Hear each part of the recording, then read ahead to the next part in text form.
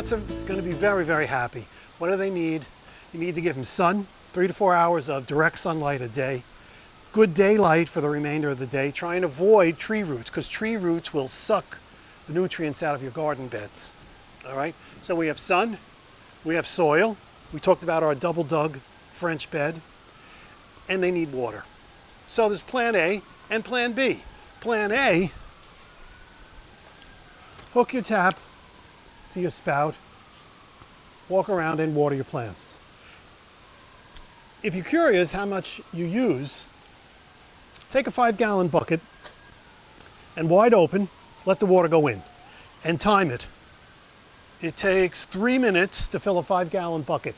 Divide 5 by 3, you have 1.67 gallons per minute. So say a gallon and a half a minute.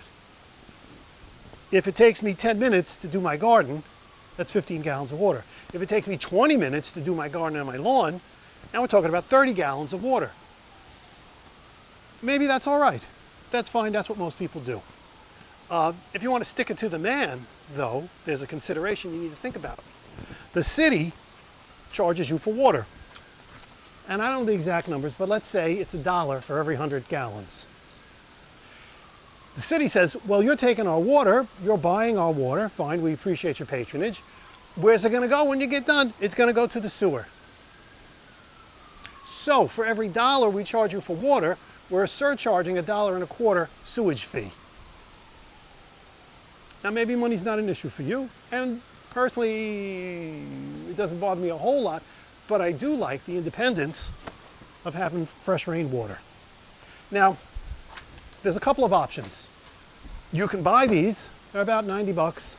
The city gives them away if you're in the right place at the right time.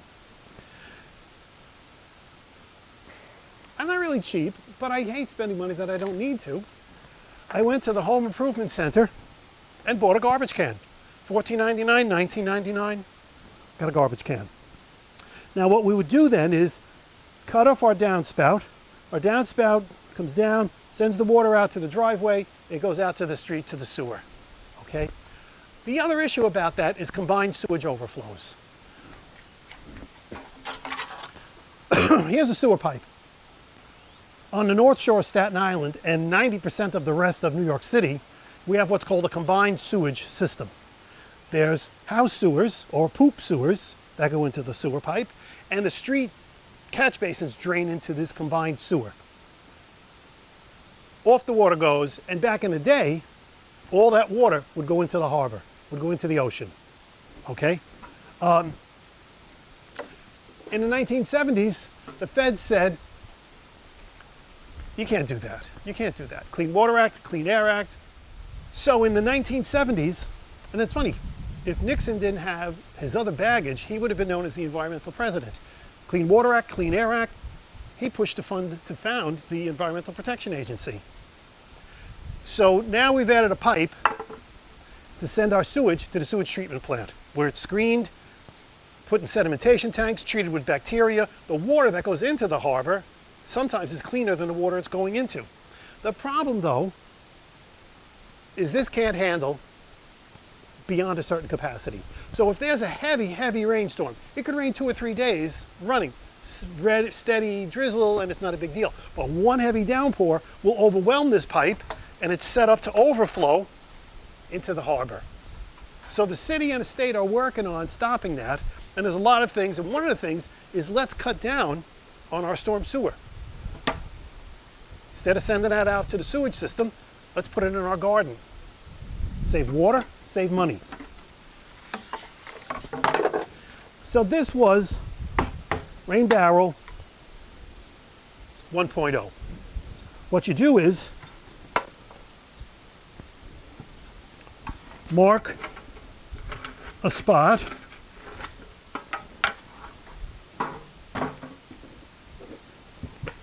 and cut this out.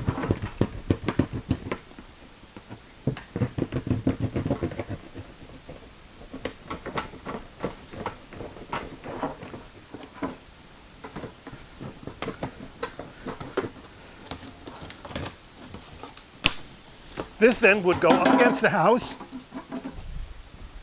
and our downspout will empty right into the barrel, okay? When you put a barrel in place, have it up in the air. Put it on some 4x4 boards, a milk crate, put it on something to get it up in the air. Because how do we get the water out? You could lift the lid, put in buckets like the Sorcerer's Apprentice, and then travel with 2 buckets to your garden.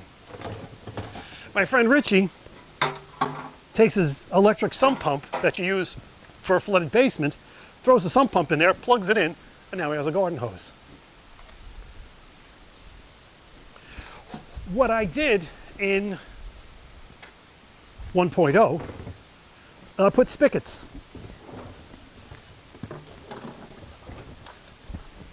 You could cut that with a knife, but you're probably better with an electric drill and a spade bit. Zzz. Nice, round, even hole. The spigot has a little tap. It's a faucet. You put a steel washer, a rubber washer, put it into the barrel. Inside the barrel, another rubber washer, a steel washer, and your bolt. So now you have a waterproof seal and a faucet. And if it's up, then there we go. You don't even need to be as high-tech as that. When I wanted to add and catch more water from the garage, found another bucket that somebody dumped out at Graniteville Swamp and drilled a hole and I have a cork. Fill the bucket up. When the bucket's full, put your cork back in place. Decidedly low tech, but it gets the job done. Our deck was originally half the size that it is now. When we extended the deck, I had to move that out from under the downspout to make room for the deck. And that gave me the opportunity to make an improvement. One of the reasons I also had to get rid of this is that because it is cheap, thin plastic, water is heavy. And eventually, this develops cracks down the bottom. Let's go around the other side of the house. Oh, by the way, you don't need to be constrained. Let's say you live in a garden apartment. Plastic bag, in a wooden box, in a milk crate. Here's a garden bed. Lay out a couple of beds, put your beans, trellis them up, some tomatoes. Tomatoes are the workhorse in most people's gardens. You could plant them in a container. You could take a 5-gallon bucket, and then if you want, wrap some burlap around it, get an old bag, bring it up, put rope around to hold it up. People say, oh, what a beautiful planter you have. It's a 5-gallon bucket. And where do you get them? Dumpsters.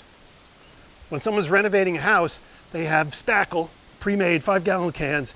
In the dumpster, when they're putting plaster in, you'll see a dozen 5-gallon buckets.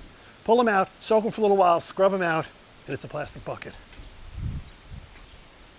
So originally, our deck was half this size, and the downspout went right into the rain barrels. When we expanded the deck, we took our old back porch off and put a new deck in. That was an opportunity to go to rain barrel 2.0. Since I couldn't put the rain barrel under the downspout, like we did by the garage, I put a funnel. Now, one extra thing that I've added here, you don't have to do it, but it's nice.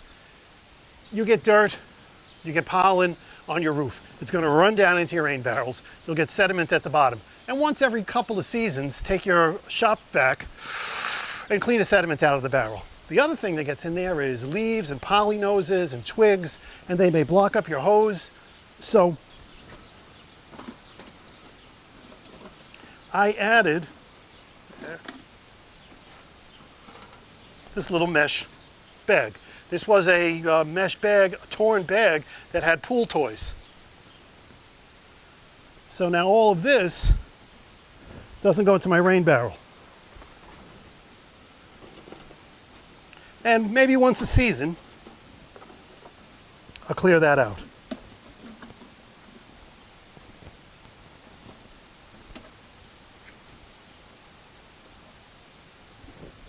So, funnel catches the water, sent it over to Rain Barrels 2.0. Let's go there. Our next iteration, Rain Barrel 2.0. Looks a little more high-tech, a little classier. When the solar guys come and want to sell me solar panels, I tell them, well, this is the cooling system for our nuclear reactor. It's just a small reactor. Hose, people throw it away. Keep your eyes open, because we're cutting pieces of hose. If you really have an issue cutting hose, your home improvement center sells a cheap hose. This is not high pressure. For $9.99, you can get a 20, 30 foot length of cheap garden hose. So what happens, we said, water comes through the downspout, comes out our white pipe, and into barrel number A, barrel number 1. What I did the first time around, I wanted to increase capacity. I drilled a hole here and put a snorkel pipe from barrel A to barrel B, barrel 1 to barrel 2. You could take a piece of garden hose, take your spade bit, cut a hole, and when you pull your hose through, put a wrap of electrical tape so that it won't pull out. Now these are not connected, because what I have now, here are the spigots we talked about a couple seconds ago. I leave these open because they're connected by a T. These actually were washing machine hoses that I had in the basement. But you could use a regular piece of garden hose, connect it with a T, barrel A, barrel B, your output line. I don't even turn them off at night because my output line snakes along here, and as long as the end of the hose is higher than the level of the water, nothing comes out. When I drop it down, there we go. So I actually could hook a garden hose to the end of this hose, so long as I'm lower than the level of the water here. Just be careful that you don't drop your hose, or you're going to come back and find you've lost 90 gallons of water that you were planning to use. So that should be secure. An important consideration, once these are full, where does the water go? I cut a hole in the side and I have a drain. Once the water of both barrels gets to this level, the water will drain out here and go down to the garden beds, along the fence, someplace where it's not going to do any harm, and it might do some good. The other thing to think about, if you're making rain barrels, you want to be raising petunias. You don't want to be raising mosquitoes. And standing water can breed mosquitoes. This is cheap. It's mosquito bits. What's in here is Bacillus thuringiensis. There's a matrix, I think it's corn or kibbles or something, and it's permeated with this bacteria, which is not harmful to humans. This can be used for fish ponds, can be used for livestock. They don't recommend you put it in water people are going to drink, just for general principles. But this is not harmful to humans. When you hear they're dropping larvicide in the wetlands, don't worry, they're not putting oils and nasty stuff. It's probably BT, Bacillus thuringiensis. All right? This is mosquito bits. What I do, it comes in a shaker bottle, and every 2 or 3 weeks, every 3 weeks, once a month, I shake a fistful, a handful, into each barrel. Because as the barrel's empty, some of it goes out, and I just do it again. And this will hold you for a couple of years. They also make mosquito dunks. It's the same stuff built into made like a hockey puck. And you put the hockey puck in there and it floats and slowly dissolves over the course of your growing season and keeps your bacteria up, keeps your mosquitoes down. Now when my barrels are full, what I might do is take a 5-gallon bucket or old water jugs